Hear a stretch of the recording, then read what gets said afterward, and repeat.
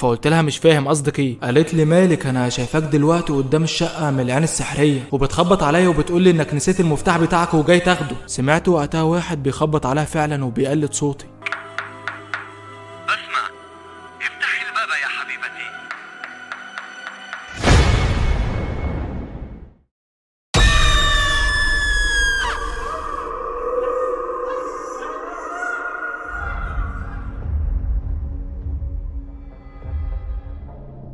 اهدى يا بسمه واسمعني كويس. ادخلي الاوضه بتاعتنا وافتح الدولاب، هتلاقي علبه صغيره على ايدك اليمين. قالت لي ايوه انا لقيت العلبه وفتحتها. هتلاقي جوه العلبه ازازه صغيره جواها سائل احمر، خدها وروحي عند باب الشقه. ايوه خلاص انا قدام الباب دلوقتي، اعمل ايه؟ افتح الازازه وارمي السائل اللي جواها على عتبه الباب. انا مش فاهمه حاجه، السائل الاحمر ده يعني هيعمل ايه؟ اسمع اللي بقولك عليه واعمل ايه، مفيش وقت اشرح لك. ماشي خلاص، انا فضيت السائل دلوقتي قدام الباب زي ما قلت لي. ايه ده؟ السائل بيتحرك لوحده وماشي ناحيه الباب وكانه عارف طريقه. ده طلع بره الشقه. طب قولي ورايا الكلام اللي هقولك عليه. اقول ايه بالظبط؟ انا خايفه، لازم تعملي اللي هقولك عليه علشان احميكي. وقلت لها على التعويذه وقالتها ورايا. ولما خلصت قلت لها بص يا بسمه كده من العين السحريه وما تخافيش. فبصت وقالت لي الراجل اللي موجود قدام الشقه السائل الاحمر اللي رميته موجود على جسمه كله. ايه ده؟ ده بيصرخ بصوت عالي وكأن في حد بيعذبه. خلاص انا مش هقدر ابص اكتر من كده. ما تقلقيش يا بسمه، دلوقتي انت بقيتي في امان. خشي اوضه نومي واستنيني انت وهند، وما تنسيش تاخدوا القط معاكي. هو فين صحيح؟ القط واقف جنبي وبيبص على باب الشقه، ما اعرفش ليه. طب دخليه معاكي اوضه النوم انت وهند زي ما قلت لك، وانا شويه وجاي. قفلت معاها ورجعت لدكتور مراد وقلت له انت ما تعرفش انا مين بالظبط وممكن اعمل فيك ايه، وانا مش مصدق بقى انك ظهرت في حياتي كده مره واحده من غير سبب. انت قصدك ايه؟ انا مش فاهم حاجه. انت فاهمني كويس. انت ما تعرفش انا عملت ايه في كل الناس اللي اتحدوني قبلك. كلهم كانوا فاكرين انهم يقدروا يقفوا قدامي، بس اخرتهم كانت تحت رجلي. ولو انت عاوز تتحداني فخليها بيني وبينك احسن، ومالكش دعوه بعيلتي لان مش هسمح لاي حد مهما كان انه يقرب منهم. دي بقى قواعد اللعبه. لعبه يا ابني اللي انت بتتكلم عنها اصلا؟ انا ما فهمتش ولا كلمه من اللي انت قلتها. على العموم هرجع لك تاني ووقتها هتفهم كل حاجه. بصوا لي كده بقى وركزوا معايا. انا ما قلتلكوش على كل حاجه عني من اول ما اتجوزت بسمه وسبت كل حاجه علشانها، بس الحاجات اللي بتحصل دي شكلها عاوزه ترجعني المالك بتاع زمان، بعد ما خدعت الناس كلها وفهمتهم ان انسان غبي وماليش في اي حاجه. ولو سيره الجن والعفاريت جت قدامي بعمل فيها عبيط على اساس يعني ان ما اعرفش حاجه عن العالم ده، وبعمل فيها ان على نياتي خالص وماليش علاقه باي حاجه. وتقريبا الناس كلها صدقتني لان مش عاوز ارجع للعالم ده تاني. بس مش كل اللي بنتمناه نقدر نعمله. وانا دلوقتي طالع على سلالم العماره اللي ساكن فيها ورايح على شقتي، وشامم ريحه كبريت قدام الشقه بتاعتي، وده معناه ان كان في جن موجود هنا. بس لحظه، هو فين اثار السائل الاحمر اللي قتل الجن اللي كان عاوز يدخل شقتي؟ المفروض يكون في اي اثر، بس مش مهم. اهم حاجه دلوقتي ان اطمن على بسمه وهند. فتحت الباب ودخلت الشقه، وبسمه قالت لي انا مش عارفه دلوقتي اثق فيك ازاي، كان في واحد قدام الباب شبهك بالظبط. فقلت لها يا بسمه لو مش انا مالك ما كنتش قدرت ادخل الشقه. هند كانت فين وقت اللي حصل؟ هند كانت نايمه في اوضتها، بس لما انت قلت لي نروح على اوضتك صحتها وخدتها معايا. وهند جت وقالت لي يا بابا انا مش عارفه امي عاوزاني انام في الاوضه بتاعتكم ليه، وقول لي بقى انت جبت لي حاجه حلوه معاك؟ هجيب لك يا حبيبتي، بس لما اتغدى واخرج، ولما اجي بالليل هجيب لك حاجه حلوه معايا. قولي لي بقى القط الصغير بتاعك فين؟ موجود في الاوضه بتاعتك؟ ايوه انا سبته هناك. بس ما استنيني انت وهند هنا وانا شويه وهرجع لكم وما تتحركوش من مكانكم. بس ما قالت لي طب وايه علاقه القط باللي حصل؟ قلت لها لا مفيش، انا شويه وراجع، وما تقلقيش كل حاجه هتبقى كويسه. انا بعد اللي شفته النهارده ما بقتش مطمنه. تعالي يا هند نسمع الكرتون اللي انت بتحبيه. بسمه مشيت وخدت هند معاها، وانا وقفت مع نفسي افكر معقول الماضي هيرجع من تاني؟ وبسمه خايفه من اللي حصل النهارده، بس ما تعرفش ان ده مجرد البدايه. هي كانت عارفه انا بشتغل ايه زمان، بس عمرها ما اتحطت في الموقف اللي حصل النهارده، لان من ساعه ما اتجوزتها وما قربتش من عالم الجن خالص. والقط بتاعي واقف دلوقتي جنب السرير بتاعي، بس هو قط شكله غريب حبتين لانه نص شعره اسود والتاني ابيض، وعينه اليمين لونها اخضر والتانيه زرقاء. بمجرد ما تشوفه هتقول ده مش قط عادي. قفلت باب الاوضه وقعدت على السرير وبصيت للقط وكان بيبص لي وديله مرفوع، بس انا كنت متعصب منه وقلت له في واحد النهارده بعت جن لشقتي من قبيله الغيلان، قبيله الجن الوحيده اللي بتتشكل في هيئه البشر والحيوانات لفتره محدوده، وحاولوا يخدعوا مراتي علشان تفتح لهم باب الشقه. وطبعا هو ما يقدرش يدخل لان محصن الشقه كويس جدا، بس هما كانوا عاوزينها تطلع من الشقه ولو خطوه واحده بس علشان يقتلوها. واضطريت اجبر زوجتي تقرا تعويذه عهد القديم اللي عملته مع الجن الجن، وده معناه ان كده خلاص رجعت لعالم الجن تاني. بس اللي ما توقعتوش انك تقف ساكت كده ما تعملش حاجه، انا جبتك علشان تحمي بنت وخدت عليك عهد بكده، ازاي ما تتحركش وتنقذهم؟ القط وقتها ودانه بدات تطول اكتر وحجمه بقى اكبر وملامح وشه اتغيرت وجسمه كمان وشكله بقى شبه البني ادمين، بس كان في شعر كتير في جسمه كله ورجله اتحولت لحوافر حصان الا عينيه الوحيده اللي شكلها ما اتغيرش. والقط ده واحد من خدام القدام من الجن. اهلا بك يا ابن طبيل، ما شفتكش من زمان في الهيئه دي، قول لي بقى ما عملتش حاجه ليه لما الجن وقف قدام الشقه؟ فقال لي انا بنفذ اوامرك. اوامر ايه بالظبط اللي انت بتتكلم عنها؟ انا مش قلت لك انك لازم تحمي عيلتي؟ ولما جن من قبيله الغيلان ايجا ما قدرتش تعمل له حاجه، ولا انت بقى مش عاوز تاذيه لانك من نفس قبيلته؟ فقال لي مش عاوزك تشك فيا، انت اتفقت معايا ان ما ظهرش نفس الحد الا لو الخطر قرب من بنتك، والجن كان واقف قدام باب الشقه وما دخلش. وانت بقى مستنيه يدخل مش كده؟ ايوه انا كنت مستنيه. ده اللي هو ازاي يعني انت عاوز يدخل على مراته وبنتي؟ لو تفتكر امبارح كنت عاوز اتدخل لما جمال صاحبك بعت لك هاتف في صورته، بس انت اللي منعتني، والنهارده كنت هتدخل لو مراتك فتحت باب الشقه. غبي، باب الشقه ايه اللي تفتحه؟ لو عاوز نغير الاتفاق بتاع زمان قول لي عليه. قلت له لا خليك زي ما انت،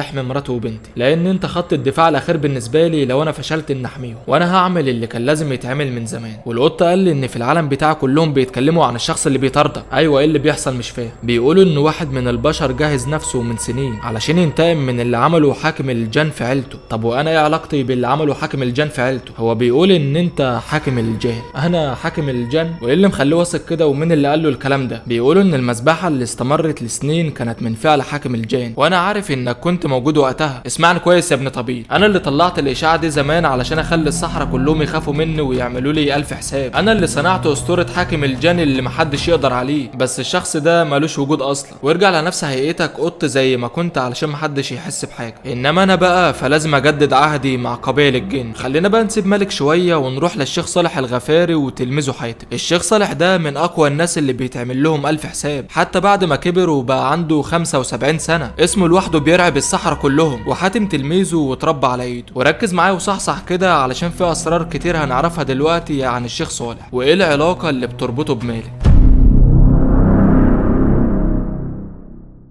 الشيخ صالح عايش في قصر كبير وحواليه جن بيحرسوا المكان بالكامل، وبيكون عامل قعدة ذكر ومجمع ناس كتير حواليه، وبيقولوا احنا بنحبك يا شيخ صالح يا بركة، لما نيجي هنا البركة بتحل علينا. فبيقول لهم احنا بنتجمع كل شهر علشان نذكر ربنا ونصلي على النبي، وانا مش بركة ولا حاجة، انا زيكم وما تقولوش الكلمة دي تاني. وعلى فكرة قعدة الذكر دي من البدع لو انت ما تعرفش. المهم بيقولوا له احنا ما نقصدش، بس كان قصدنا اننا بنبقى فرحانين لما بنشوفك. فبيقول له تلميذه حاتم اسندني يا ابني ووديني اوضتي ارتاح شوية. وبيقول للناس ما تزعلوش مني على الكلام اللي قلته، معقوله نزعل منك انت يا شيخ صالح؟ فبيقول لهم انا خايف يحصل ما بينكم فتنه، فعلشان كده ما تقولوش الكلام ده تاني. يلا يا حاتم يا ابني اسندني وودينا على الاوضه بتاعتي. وحاتم بيسحبه وبيوديه على اوضته وبيقول له اقعد يا ابني عاوز اتكلم معاك شويه. انت تعرف ليه اخترتك دونا عن الناس كلها انك تكون المساعد بتاعي؟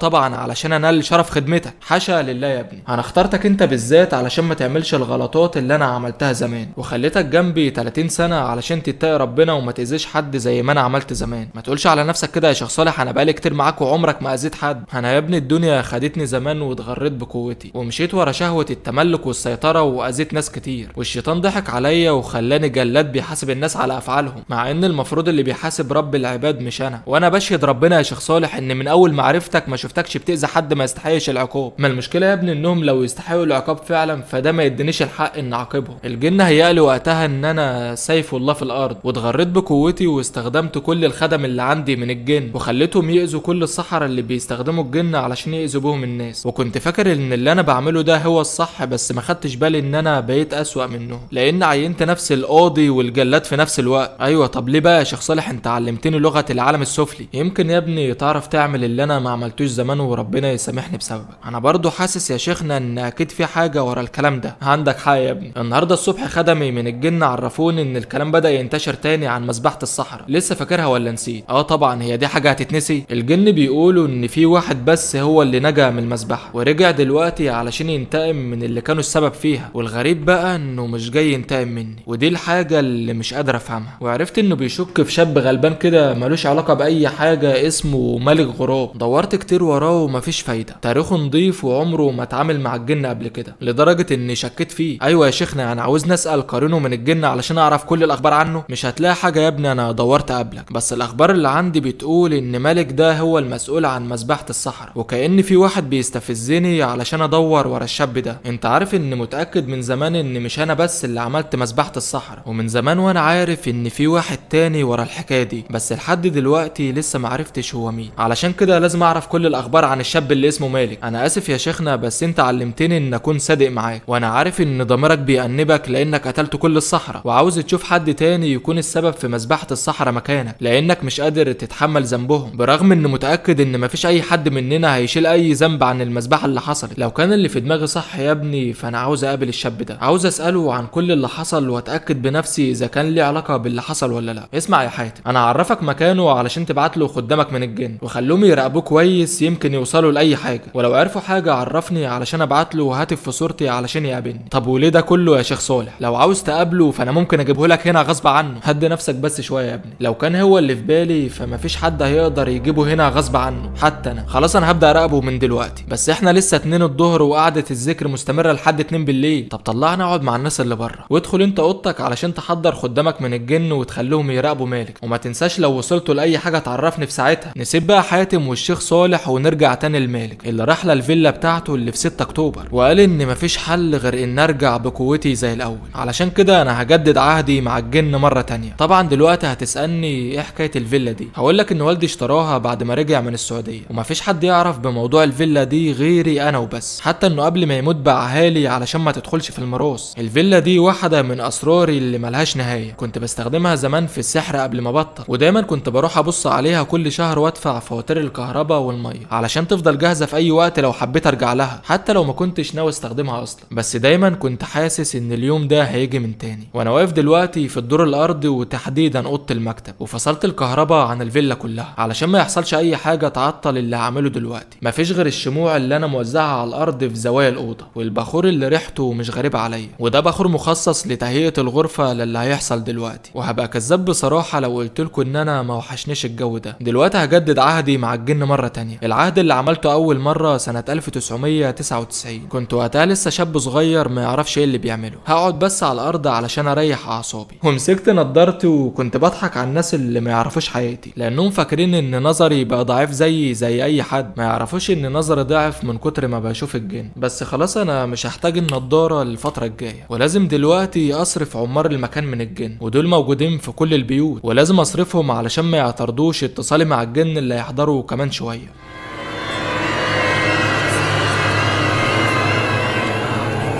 الصداع اللي كان بيجيلي في راسي رجع تاني زي زمان، والالوان كلها بدأت تختفي، تفاصيل الاوضه كلها بقت باللون الرمادي، ودي علامه كشف الحجب، واقدر دلوقتي اشوف اي جن زي ما انا عاوز. بصيت على شمالي ولقيت في حد في اخر الاوضه، قصير وعنده قرون طويله وديله مرفوع، ده واحد من الجن اللي كانوا بيخدموني زمان. وقلت له انت اسمك سفح؟ قال لي انت لسه فاكرني يا سيد ملك؟ انا هكون خدامك من دلوقتي. قلت له انت عندك دلوقتي كام خادم من الجن تحت ايدك بيخدموك؟ قال لي هبقى اجمعهم بعدين واعرفك، وعلى فكره دورنا عليك كتير بعد ما انت مشيت بس ما كانش ليك اي اثر. اسمع يا سافح، انا هكلفك بمهمتك الاولى، عاوزك تجيب لي معلومات عن واحد اسمه مراد دياب، بيشتغل دكتور في الجامعه وكان معايا من كام ساعه. روح اسال قرينه واعرف لي كل المعلومات عنه، عاوز اتاكد اذا كان هو اللي عاوز يقتلني ولا لا، ويمكن يكون له علاقه بمذبحه الصحراء. تحت امرك، خدامك المطاع هيعمل لك اللي انت عاوزه. بس قبل ما امشي عاوز اقول لك ان في واحد بيبعت لك هاتف دلوقتي في صورته، اسمح للهاتف يظهر قدامك؟